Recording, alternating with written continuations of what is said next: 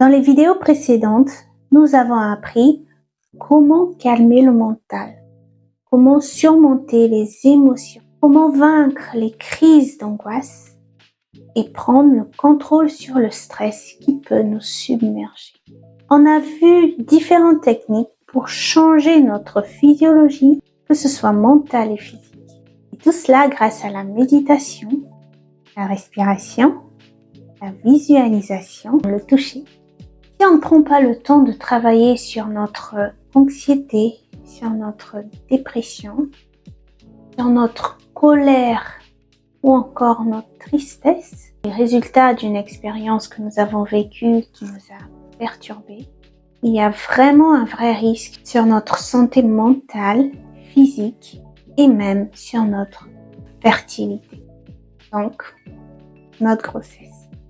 Il faut vraiment régler toutes ces émotions négatives pour apporter le plus d'énergie positive à notre santé reproductive. Regardons maintenant les effets du stress chronique dans la physiologie du corps humain. Le stress chronique active ou arrête certains mécanismes de nos systèmes, ce qui peut créer des dégâts ou des désordres dans notre corps. L'adrénaline augmente la fréquence cardiaque pour pomper le sang jusqu'à nos muscles afin de leur fournir de l'énergie pour pouvoir courir en cas d'urgence.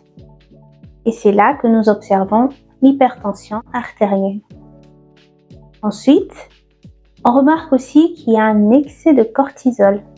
C'est une molécule catabolisante qui joue un rôle important dans la fabrication de l'énergie.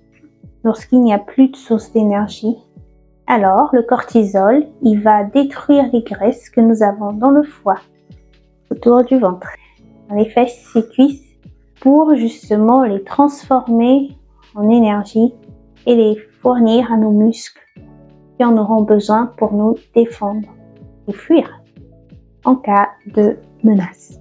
Notre cerveau aura également besoin de cette source d'énergie afin de pouvoir mieux raisonner, être en état d'alerte.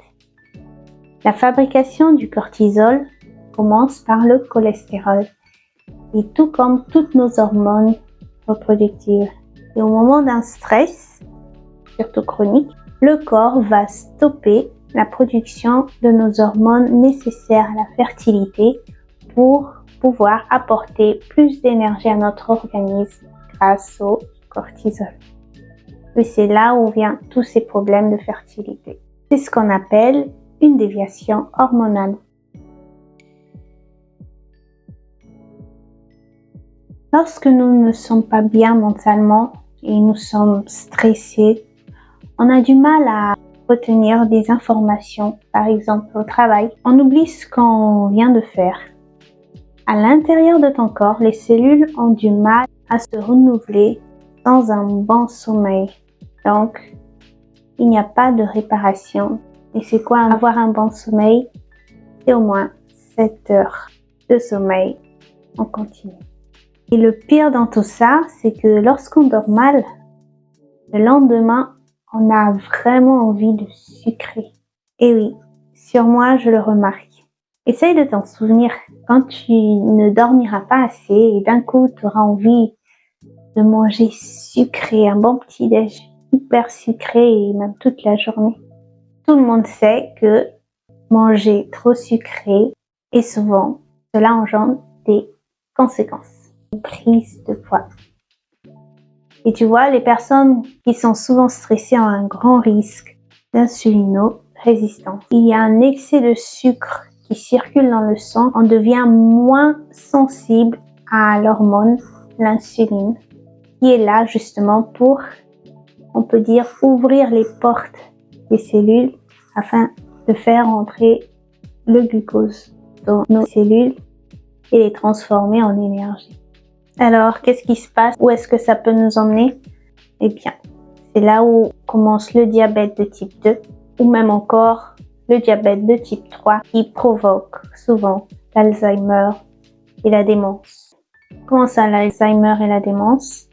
Les scientifiques ont réussi à prouver que le sucre arrive à passer la barrière hémato-encéphalique, qui est une barrière qui filtre les nutriments qui se trouvent dans le sang afin d'apporter le glucose et l'oxygène nécessaires au fonctionnement de notre cerveau. S'il y a un excès de sucre, ils vont former des plaques qu'on arrive à observer chez les patients souffrant d'Alzheimer et de démence.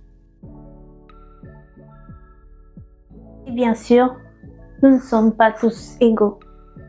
Moi, quand je suis stressée, j'ai le ventre qui se contracte.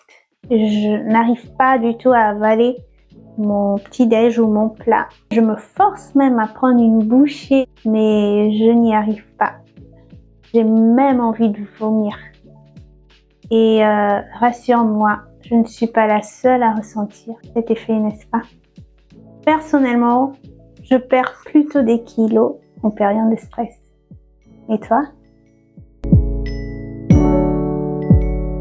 Un autre effet de ce stress est le déséquilibre du microbiote.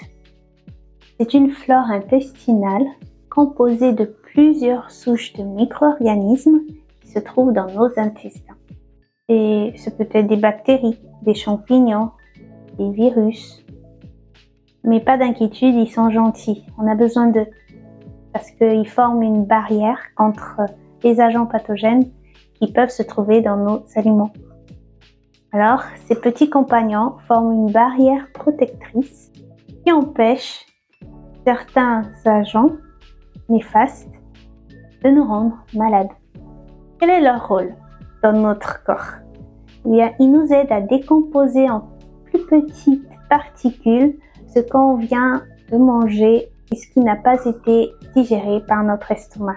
Et il faut savoir qu'en cas de stress chronique, ces micro-organismes peuvent être affaiblis par des réactions chimiques. Et là, la barrière devient moins efficace, ce qui justement entraîne divers troubles digestifs et pathologiques.